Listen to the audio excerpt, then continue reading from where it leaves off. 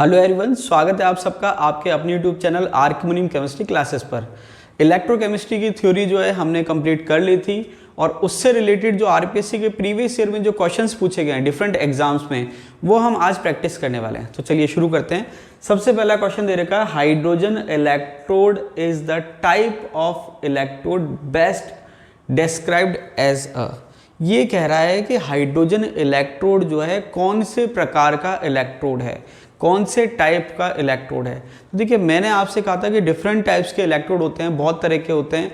Mainly मैंने आपको तीन तरह के बताए थे, metal metal ion, metal metal insoluble salt electrode और गैस इलेक्ट्रोड। और भी डिफरेंट इलेक्ट्रोड है, जैसे आपके रिडॉक्स इलेक्ट्रोड भी होता है। तो यहाँ पर ये जो हाइड्रोजन इलेक्ट्रोड है, ये किसका एग्जाम्पल है? गैस इलेक्ट्रोड का। किसका एग्जाम्पल है? Gas electrode. ठीक है, बहुत सिंपल क्वेश्चन है, डायरेक्ट क्वेश्चन है, थ्योरेटिकल क्वेश्चन है, लेकिन आपका पढ़ा हुआ होना चाहिए। ठीक है, नेक्स्ट क्वेश्चन है, the limiting molar conductivities del naught m for NaCl। देखिए, लिमिटिंग मोलर कंडक्टिविटीज का मतलब ये है कि इनफाइनाइट डाइल्यूशन पे जो कंडक्टिविटी है वो दे रखी है। ठीक है, इस टाइप के क्वेश्चन हमने पहले करे थे और देख लेते हैं प्रैक्टिस के लिए। For NaCl, KBr and KCl is, तो जो मोलर कंडक्टिविटी है, आयनिक जो मोलर कंडक्टिविटीज है इलेक्ट्रोलाइट की, लिमिटिंग का मतलब इनफाइनाइट डाइल्यूशन में, वो क्या दे रखी है? NaCl जो है, जो कि किस में कन्वर्ट होगा? Na plus plus Cl minus में। इसकी कितनी दे रखी है? स्टार्टिंग में दे रखा 126, ये लिख देता हूं मैं 126। उसके बाद सेकंड है आपके KBr, जो कि किस में टूटेगा? K plus plus Br minus. इसकी कितनी दे रखी है? 152। ठीक है, थर्ड जो है आपके KCl किस में ब्रेक होगा या आयनाइज होगा? K plus plus Cl minus. इसकी कितनी दे रखी है?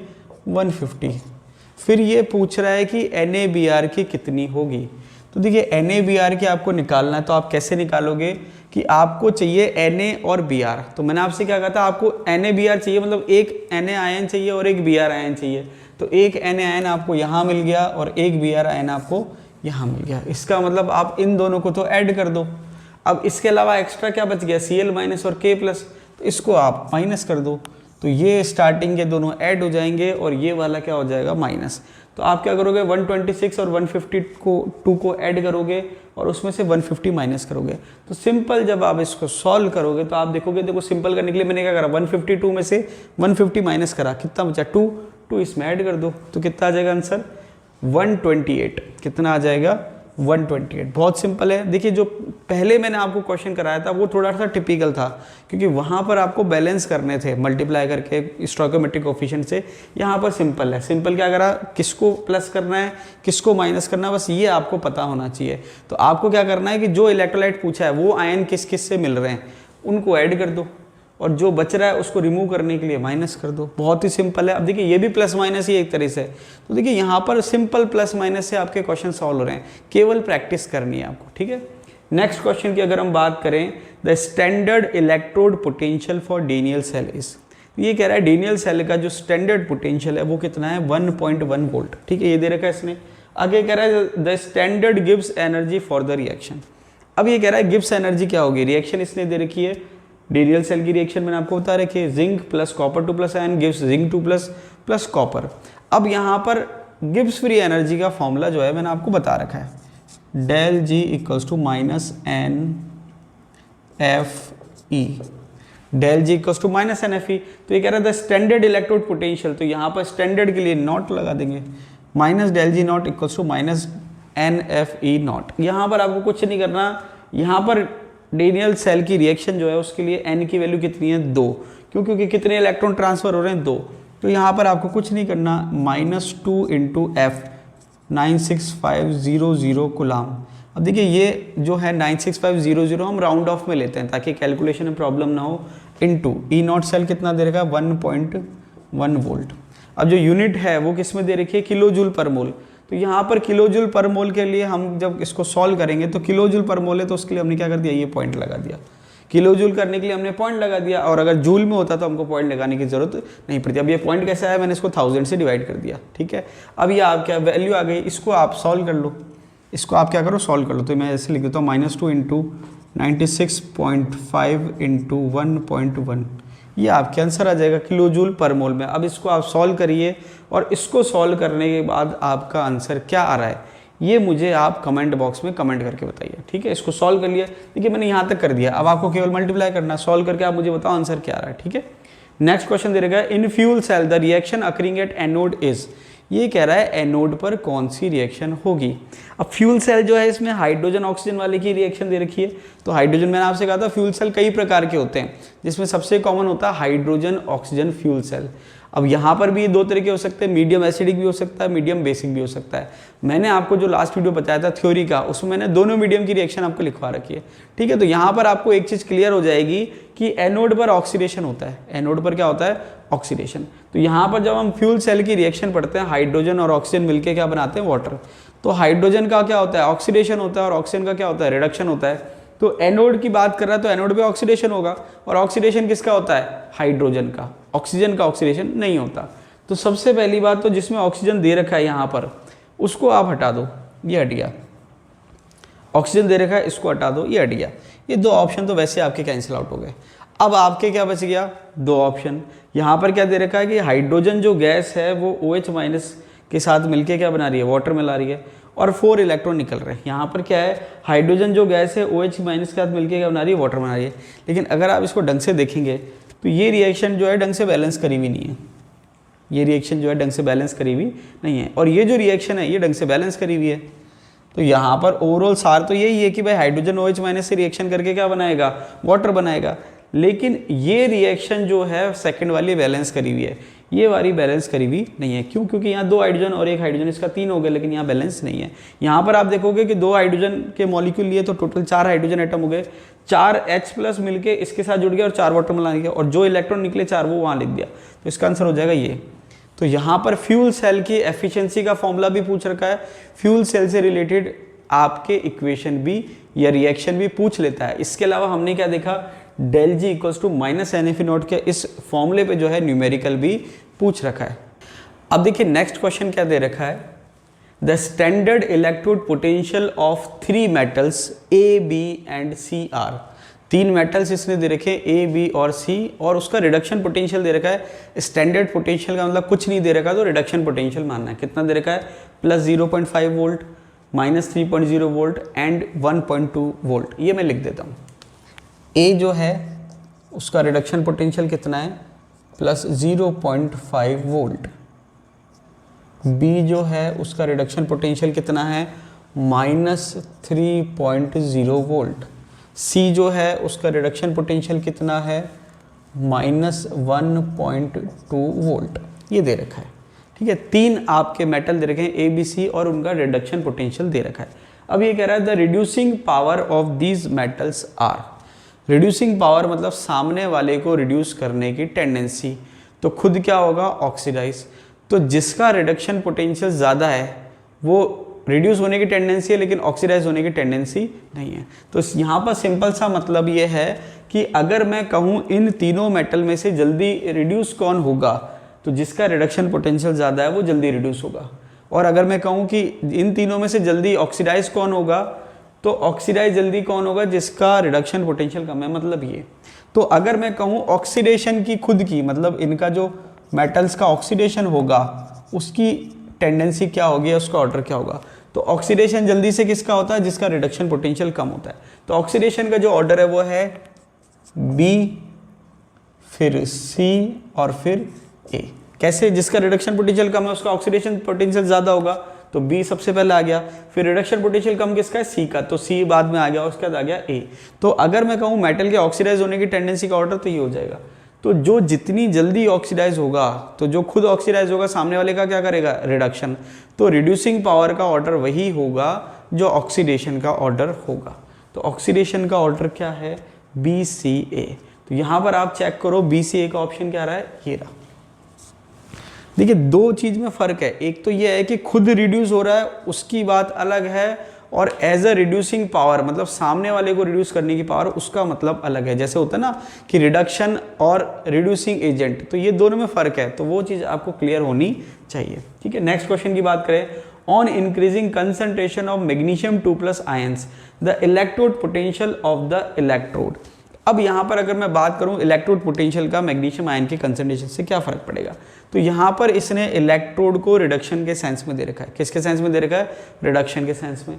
तो रिडक्शन के सेंस में जब आप रिएक्शन लिखोगे तो आपने क्या लिखा, मैग्नीशियम 2+ जो है वो 2 इलेक्ट्रॉन ले रहा है और क्या बना रहा है? मैग्नीशियम। ये आपने लिख दिया, ठीक है। तो यहाँ पर जब आप नर्स्ट इक्वेशन लिखोगे तो आप क्या लिखोगे? E electrode equals to E naught electrode minus 0.0591 upon n. N कितना है? 2 लॉग प्रोडक्ट अपॉन रिएक्टेंट। तो ये आपने लिखा मैग्नीशियम अपॉन मैग्नीशियम 2+, ठीक है, मैग्नीशियम 2+ और मैग्नीशियम, ठीक है। यहाँ पर जो पावर है वो भी आ जाएगी। तो यहाँ पर अगर हम ओवरऑल बात करें तो देखिए यहाँ पर मैग्नीशियम और मैग्नीशियम 2+ और मैग्नीशियम आ गया, ठीक है।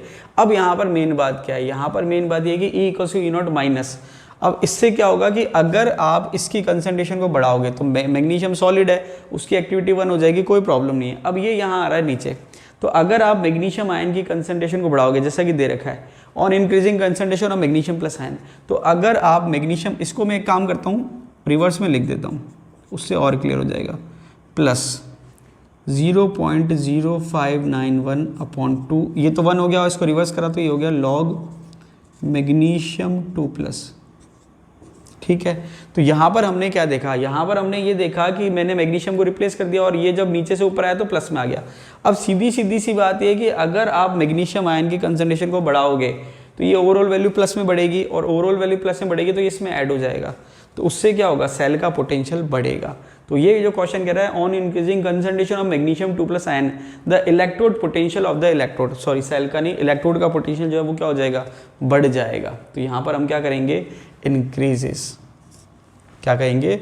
इंक्रीजेस। तो अगर आप मैग्नीशियम आयन की कंसंट्रेशन को बढ़ाओगे तो जो सेल का पोटेंशियल है वो क्या होगा? बढ़ जाएगा। और सेल का पोटेंशियल किस सेंस में? रिडक्शन पोटेंशियल के सेंस में। किस सेंस में? रिडक्शन पोटेंशियल के सेंस में। तो ये जो क्वेश्चन कह रहा है on increasing concentration of magnesium 2+ ion the electrode potential of the electrode, electrode जो है रिडक्शन के सेंस में दे रखा है तो रिडक्शन रिएक्शन लिखनी है हमको बाय डिफॉल्ट। तो बाय डिफॉल्ट जो मैंने रिडक्शन रिएक्शन लिखी तो कैसे आया? मैग्नीशियम 2+ आयन मैग्नीशियम बनाएगा। और जब ओवरऑल मैंने लिखा तो जब आप मैग्नीशियम आयन की कंसंट्रेशन को बढ़ाओगे तो ओवरऑल इलेक्ट्रोड पोटेंशियल क्या होगा? बढ़ जाएगा। तो आंसर आएगा इंक्रीज। ये आपके नर्स्ट इक्वेशन का क्वेश्चन है। तो मैंने आपसे कहा था कि नर्स्ट इक्वेशन को डायरेक्ट भी पूछ सकते हैं और आपके अप्लाई भी करवा सकते हैं इलेक्ट्रोड के लिए, सेल के लिए। तो ये आपको प्रैक्टिस इसकी होनी चाहिए। और मैंने आपसे ये भी कहा था कि ये माइनस प्लस का कंसेप्ट आपके क्लियर होना चाहिए, ठीक है। अब यहाँ पर देखिए ये थोड़ा बहुत कांस्टेंट आप बोल भी जाओ कोई प्रॉब्लम नहीं है, लेकिन ओवरऑल कंसेप्ट क्या है कि मैग्नीशियम आयन जो है वो ऊपर आ रहा है या नीचे आ रहा है, प्लस के साथ आ रहा है या माइनस के साथ आ रहा है, वो आपको पता होना चाहिए। देखिए नेक्स्ट क्वेश्चन क्या कह रहा है? The formula of rust is. तो मैंने आपको पढ़ाया था थ्योरी में कि कोरोजन जब होता है, कोरोजन में हमने रस्टिंग ऑफ आयरन पढ़ा था, तो वहाँ पर मैंने आपसे कहा था कि रस्ट का फॉर्मूला भी पूछ लेता है। तो वहाँ पर मैंने आपको एक्यूरेट लिखवाया था, यहाँ पर इसने एक्स करके दे रखा है, कोई प्रॉब्लम नहीं है। तो ये अगर आपने वीडियो देखा है थ्योरी का तो आपको पता हो जाएगा कि इसका आंसर क्या है, Fe2O3.XH2। मैंने जो आपको पढ़ाया था उसमें .3H2 दे रखा था, कोई प्रॉब्लम नहीं है। देखिए आरपीएससी का अगर आप एग्जाम दे रहे हो तो आपको आरपीएससी के हिसाब से चलना पड़ेगा। तो जो ऑप्शन दे रखे हैं उसके अकॉर्डिंग आपको आंसर टिक करना पड़ेगा। ये नहीं कि भाई मैंने तो ये पढ़ रखा है, थोड़ा बहुत आपको फ्लेक्सिबिलिटी रखनी पड़ेगी, ठीक है। तो यहाँ पर आंसर क्या हो जाएगा, Fe2O3.XH2, क्योंकि बाकी में Fe3O4, Fe2O3 के साथ उसने H2 की जगह OH दे दिया, Fe3O4 दे दिया। तो यहाँ पर आपको क्लियर क्या ध्यान रखना है, Fe2O3.XH2, ठीक है। 3H2 मैंने आपको बताया था। आगे कह रहा है the fraction of total current carried by each of ionic species is known as. तो देखिए अगर आपको थ्योरी वीडियो ध्यान हो तो जो आयन होते हैं वो क्या करते हैं, करंट फ्लो करते हैं, उनकी वजह से करंट फ्लो होता है या कंडक्टेंस होता है। तो यहाँ पर अगर मैं एक आयन के फ्रैक्शन की बात करूँ, चाहे आप करंट के सेंस में कहो चाहे कंडक्टेंस के सेंस में कहो, तो जो उसका फ्रैक्शन है उसको हम क्या कहते हैं, ऑप्शन देख लेते हैं एक बार। ऑप्शन क्या है, activity coefficient, transport number, specific conductance और डिग्री ऑफ डिसोसिएशन। तो अगर आपने थोड़ा सा भी ढंग से पढ़ा है तो ये आपको क्लियर हो जाएगा कि इसका आंसर क्या है, ट्रांसपोर्ट नंबर। तो ट्रांसपोर्ट नंबर क्या बता रहा है कि जो दो तरह के आयन हैं, एक कैटायन है और एक एनायन है, तो कैटायन की वजह से जो करंट फ्लो हो रहा है या जो कैटायन की वजह से जो कंडक्टेंस आ रही है वो उसका रेशो कितना है टोटल में, या एनायन की वजह से जो करंट आ रहा है या जो टोटल कंडक्टेंस आ रही है उसका रेशो क्या है। तो यहाँ पर जो रेशो बताता है कि भाई टोटल करंट मान लो 10 एम्पियर है, और जैसे मान लीजिए प्लस का 5 एम्पियर है और माइनस का 5 एम्पियर, मतलब कैटायन का 5 है और एनायन का 5 है, तो जिसका निकालना है आपको वो ऊपर और टोटल नीचे, तो वो ओवरऑल किसको बताता है, ट्रांसपोर्ट नंबर को। The fraction of total current carried by each ionic species is known as transport number. तो ये आपको ध्यान रखना, बहुत ही सिंपल क्वेश्चन है, थ्योरेटिकल क्वेश्चन है, कोई न्यूमेरिकल नहीं है। आगे दे रखा है among magnesium, copper, zinc and silver which will produce hydrogen gas when it reacts with acid. तो ये क्वेश्चन है इलेक्ट्रोकेमिकल सीरीज का। वहाँ पर हमने एक एप्लीकेशन पढ़ी थी इलेक्ट्रोकेमिकल सीरीज की कि जो मेटल हाइड्रोजन के ऊपर आते हैं, इसका मतलब जिसका रिडक्शन पोटेंशियल नेगेटिव में है, हाइड्रोजन बीच में आ गया जीरो के साथ, और बाकी कुछ मेटल नीचे हैं जिनका रिडक्शन पोटेंशियल पॉजिटिव है। तो जो मेटल हाइड्रोजन से ऊपर आते हैं वो तो एसिड के साथ रिएक्शन करके हाइड्रोजन गैस लिबरेट करेंगे, और जो नीचे आते हैं वो लिबरेट नहीं करेंगे, ये हमने पढ़ा था। तो इसके लिए आपको स्पेक्ट्रोकेमिकल सीरीज याद होनी चाहिए। मैंने आपसे कहा था कि आपको वैल्यू जो है पोटेंशियल की वो भले याद नहीं हो, लेकिन एक थोड़ा आपको रफ आइडिया होना चाहिए कि कौन से जो इलेक्ट्रोड्स हैं वो या एलिमेंट जो हैं वो ऊपर आ रहे हैं और कौन से नीचे आ रहे हैं। तो अगर मैं रफ आइडिया देखूं तो मैग्नीशियम, कॉपर, जिंक और सिल्वर, तो यहाँ पर देखिए ज़्यादा मुझे आइडिया नहीं है, तो मुझे ये तो पता है कि भाई मैग्नीशियम जो है वो एस ब्लॉक का एलिमेंट है, और एस ब्लॉक की रिएक्टिविटी ज़्यादा होती है तो नॉर्मली वो ऊपर आता है, ठीक है। तो एक तो मैग्नीशियम हमारा कंफर्म हो गया कि भाई ये ऊपर आ रहा है, इसकी रिएक्टिविटी ज़्यादा है। सिल्वर हमें पता है कि इसकी रिएक्टिविटी कम होती है तो ये नीचे आता है, ठीक है। सिल्वर जो आता है वो क्या आता है, नीचे आता है, तो ये हम देख लेते हैं, ये नहीं शो करेगा। अब बच गया कॉपर और जिंक। तो देखिए डेनियल सेल में हमने पढ़ा था कि जिंक की रिएक्टिविटी ज़्यादा है कंपेयर टू कॉपर, मतलब जिंक का जो रिडक्शन पोटेंशियल है वो माइनस में आता है, कॉपर का प्लस में आता है। तो जिंक जो है वो ऊपर आ गया और कॉपर जो है वो नीचे आ गया। तो यहाँ पर आपने देखा कि मैग्नीशियम और जिंक जो है वो क्या करेंगे, हाइड्रोजन गैस लिबरेट करेंगे। अब आप देखो मैग्नीशियम और जिंक पहले ही ऑप्शन में दे रखा है, कॉपर और सिल्वर नहीं करेंगे, ठीक है। लास्ट क्वेश्चन दे रखा है Fe2 प्लस, ब्रैकेट में जो है कंसंट्रेशन दे रखी है 0.001 m, ये आपके सॉल्ट ब्रिज का नोटेशन है। Ag प्लस 0.1 m दे रखी है।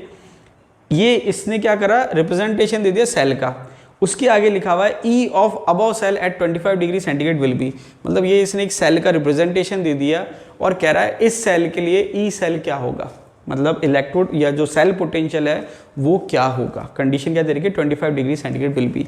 अब ये क्या कह रहा है, इसने क्या दे दिया, if E naught Fe2 plus Fe equals to minus 0.44। ये कह रहा है कि ये जो इलेक्ट्रोड है आयरन वाला उसका पोटेंशियल कितना है, माइनस 0.44, और जो सिल्वर वाला इलेक्ट्रोड है उसका है प्लस में। इसका मतलब क्या होगा, आयरन का ऑक्सीडेशन हो रहा है और सिल्वर का क्या हो रहा है, रिडक्शन, इसने दे रखा है।